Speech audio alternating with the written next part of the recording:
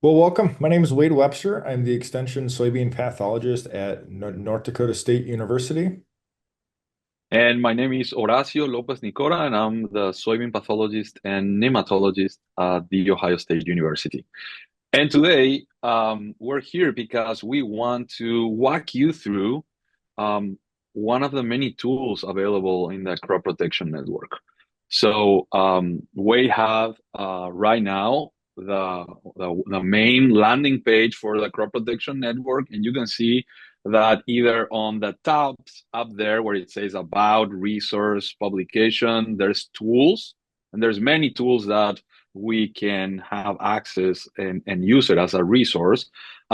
Also, as one of the many tiles, whilst you move through the website, there's also tools there available. So these are two ways of going into the same resources. But today we're gonna cover and walk you through specifically the fungicide ROI calculator, which stands for return on investment.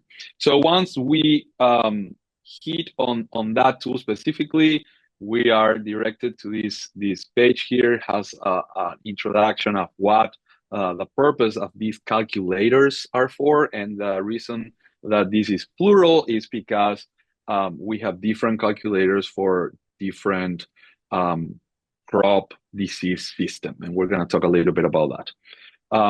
So when we hit our enter the calculator, it takes us to this page here, and we're going to walk you through every single thing you see on the screen.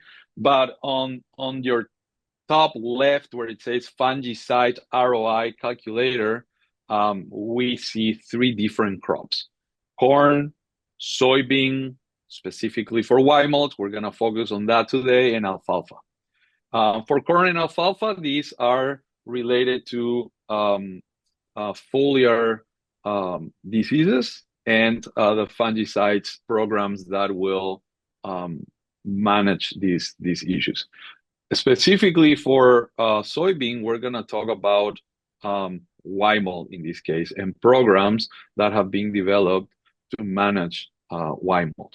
But before we actually start looking at the different pieces of this calculator, on your right side, you will find another tab that says more information. And as a matter of fact, when we hit this, it takes us to this page or information that we can access through to better understand what we are going to look at in this calculator. So the first one, if you see, again, there's different tabs up there: general, corn, soybean, alfalfa. The general information just explain a little bit about the development of these calculators. Clearly, these calculators are meant for us to use in a way to better protect our crops using a data-driven approach. So this information, these estimates have been developed through multi-state standardized protocols, which means that in different states, the same experimental design was placed.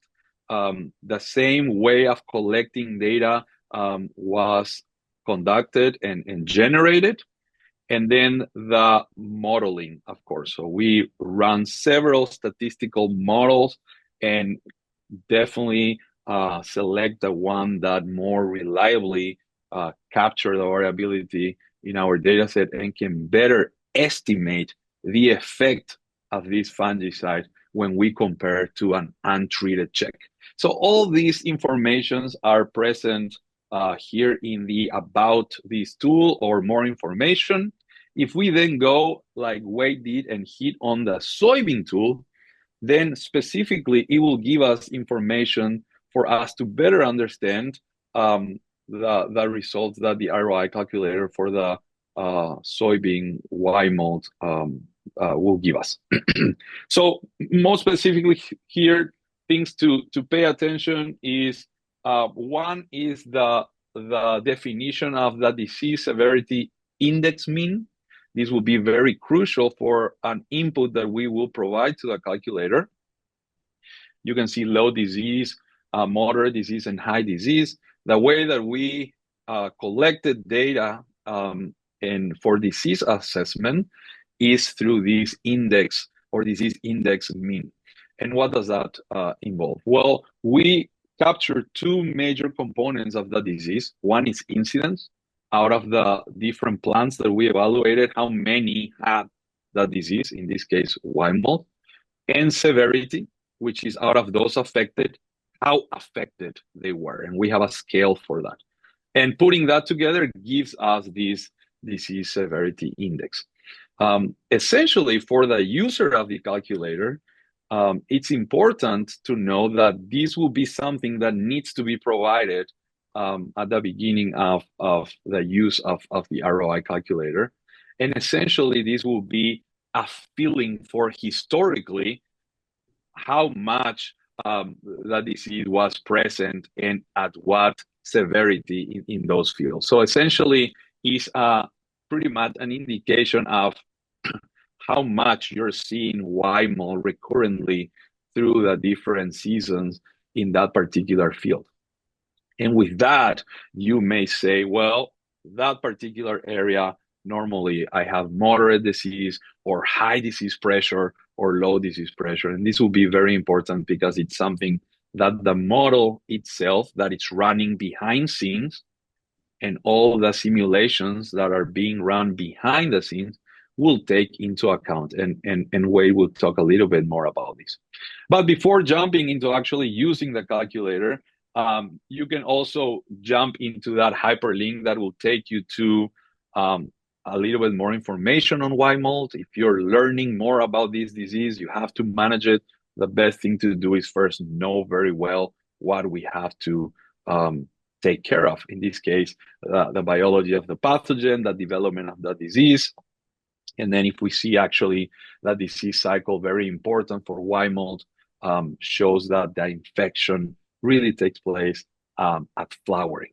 And most of the programs, fungicide programs, really target that R1 to R2 growth stage, or a little bit before, a little bit after, but always trying to protect that stage where the pathogen is more prone to infect and produce the disease.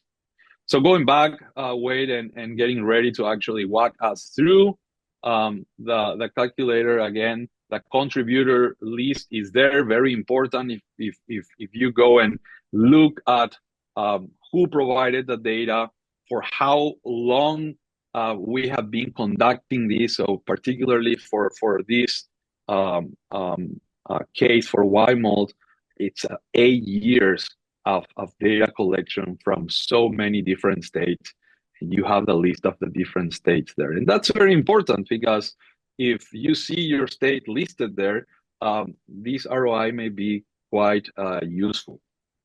And that's the one that I'm mentioning here. So with that, why don't we walk through the calculator, Wade? Yeah, that's great. Thanks, Horacio, for walking through the basics of that. And so this is a tool that we've been able to develop from those models and those simulations that we've run based off of those 8 years of trials that we've run across the North Central region.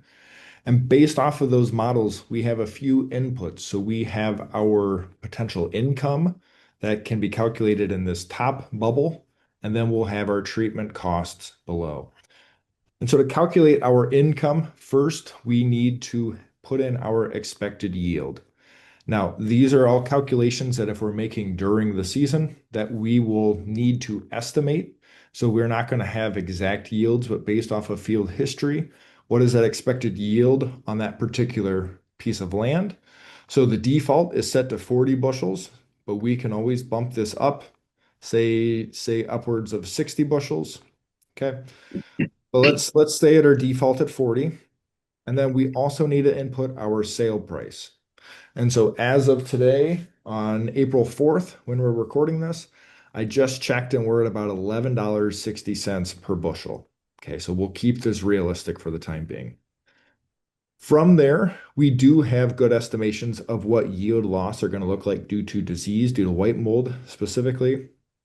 And so we'll go in and we can set a custom disease severity level. So say we want to go in and set a 10% disease severity index. Okay, that's relatively low levels of disease. White mold is present, but it's not going to lead to substantial yield losses.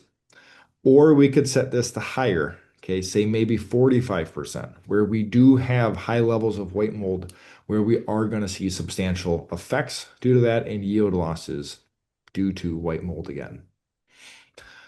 Then when we drop down, we have our income, but we need to calculate our treatment costs. And so the first thing that we're going to do is put in our base application cost.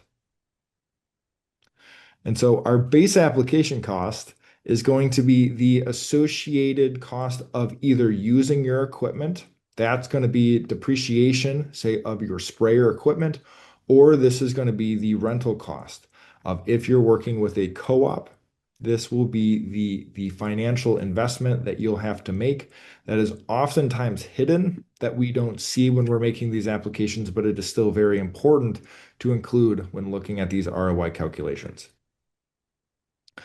Then below this, we do have our fungicide programs.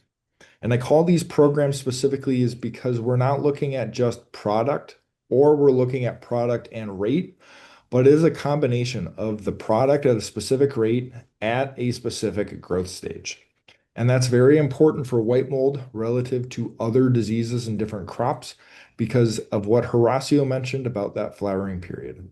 We need to make sure these applications are being made around that flowering period. And so there can be differences between treatments if applied, say, at R1, which is the beginning of flowering, relative to products applied at R3, which is when those pods are just starting to develop. So within this, we do have multiple programs, and these programs have their associated costs that are defaulted in here. So, Wade, one thing that is worth mentioning is that for each of the programs, we can read and follow these as a protocol, right? So it will be that particular program apply at R1, like you say, but we see also followed by R3. So then there are programs that actually did two applications, right? And those are important things to know because these will have a higher cost, right? And therefore we may see that impacting our return on investment. Another thing that I want to ask, and maybe you will cover this right now, is we have a default for prices here. Clearly we can change these, right? And how are they defined? Right. Yeah, that's a fantastic question, Horacio. And so yes, these program costs can be changed.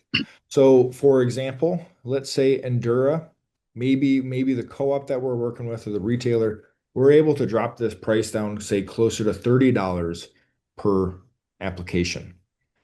We also have our Endura 2 Pass program, so we will adjust that one as well so that we can adjust these relative to what we are actually paying at our retailer. Now, these programs, the other question you asked, Horacio, is that these product costs and these program costs are coming from retailers across the North Central region. So this is from across the entire region. We pinpoint certain cost of these products. So we're not looking at, say, just the cost of Endura in North Dakota or just the cost of Endura in, say, Ohio. We're taking the average across all of these data sets that we have access to.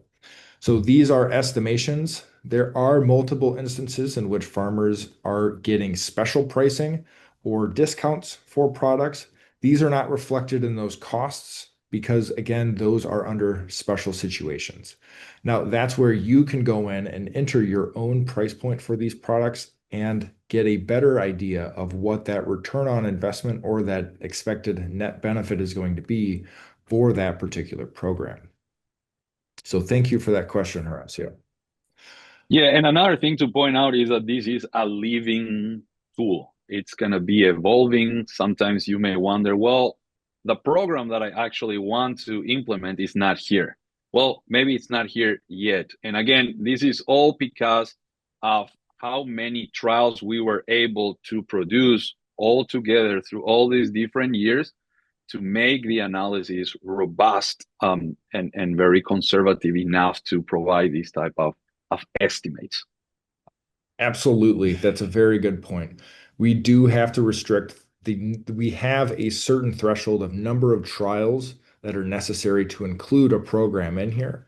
And based off of this program list, we are actually able to develop a new trial protocol for across the Midwest for testing new products and new programs so that we can make future iterations larger program list to have more options for farmers across the region.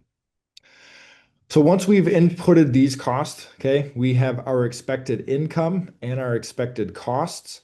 Then this gives us our expected net benefit as associated to cost. And that's what this figure is looking at.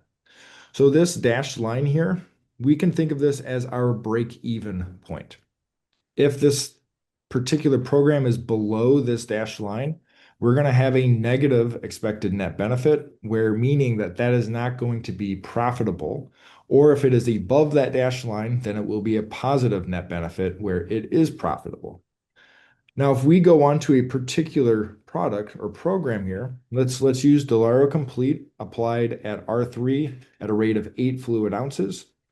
We can see that based off of our estimations that this product under these conditions are going to have a yield benefit of about 5.8 bushels. And that's going to be a yield protection from our yield potential of that particular crop. That cost of that program is going to cost $37.50. However, our expected net benefit is going to be $30 per acre because of this application protecting against white mold. We also give a break-even probability, which in this particular example is 94%. And then we also have that 95% confidence interval, meaning 95% confidence between $4.18 and $56 per acre, right? So there's going to be a wide range here. These products are not going to work exactly the same in every environment or against every soybean variety. However, this is the mean estimate that we were able to calculate. Now, if we were to look at a different example here, so say that we're going to have the same treatment costs, but say we drop this disease severity, let's say down to 10, so that low disease pressure. Now we can see that those net benefits, they are going to change and adjust. Where again, that Delaro Complete, okay, we still see a positive yield protection there and expected benefit, but that break-even probability is going to be reduced and be much closer to that break-even line that we see here. So in other words, in low disease pressure years, maybe an application of a fungicide may not be economically feasible. Yes, However, under high disease pressure, these may pay back. Absolutely. And that's exactly one of the huge benefits of these particular tools is in years where margins are going to be tight, this can help determine whether or not certain fungicide programs will be worth the risk or not worth the risk. And so again, in this particular case, we have Endura that's applied at R3. And then we also have a 2-pass program of Endura at R1 and R3, where we do see, again, this positive mean benefit for Endura 1-pass, but a 2-pass program may not be able to overcome that cost of that second application. Now, I Then, like the way that it looks, right? And I like the bubbles and that you can, put your cursor and gives you more information. But let's say a person that really wants to sort this out and get it all arranged so things can look a little bit more organized. What does our calculator can do for those type of people? right. And I think that is great. And we actually have that for you, Horacio, because I know your brain works a little bit differently than my brain does. And so based off of that sort of ranking, what we're able to do is put these in an order. And what we see again is that that dot or circle is going to be that same level of expected net benefit as we saw in the previous figure, but now it is ranked, and we also have these confidence interval tails that are present here as well. And so again, at that 45% disease severity index, we do see most of our programs having a net benefit or positive net benefit, but there are certain programs that do have these confidence intervals that start to cross over that break-even point where they may not be closer to 95% confidence that we will have that net benefit in a positive direction. So one additional thing that this tool provides, which I think is very neat and nice, is that sometimes I want to print this out or I want to put it on a presentation and I need, to get a snapshot of this, right? And that's a nice tool that this calculator has as well, right? Right, and that this is if you look on the upper right-hand corner of each figure, you can actually save that plot as a image that you can then insert into your PowerPoints. So Horacio, when you're driving around the state of Ohio, and if you want to talk about, or if you're going to be talking about white mold, you could pull these figures and you could look at different conditions, different disease levels, different yield potentials as well, and you can use that in your presentations. Now, finally, we are able to jump in to our last way of displaying this data, which for me is probably my favorite, is our data table, because we can look at the actual numbers side by side. And so looking at our expected net benefit here under this column, this is showing where that blue dot was across each of those particular programs. So again, we see that ranking of these in that same order based off of the product cost, the yield that you are going to be protecting due to that program, and then translating that into our expected net benefit. And so again, this, just like what you had mentioned before, Horacio, is that if you wanted to pull this off or put this into a presentation, you can also copy this as a CSV or an Excel file for your own use. And so with So that, this is our soybean white mold ROI calculator. Hoping that there's a lot of other people out there will also see benefit to this particular tool that we've developed.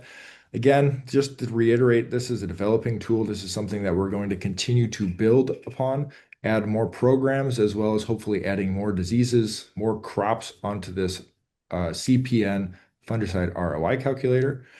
And if you like this video, make sure to like it, make sure to share it with all of your friends, and subscribe for more CPN content on disease management and other crop risks. So thank you all.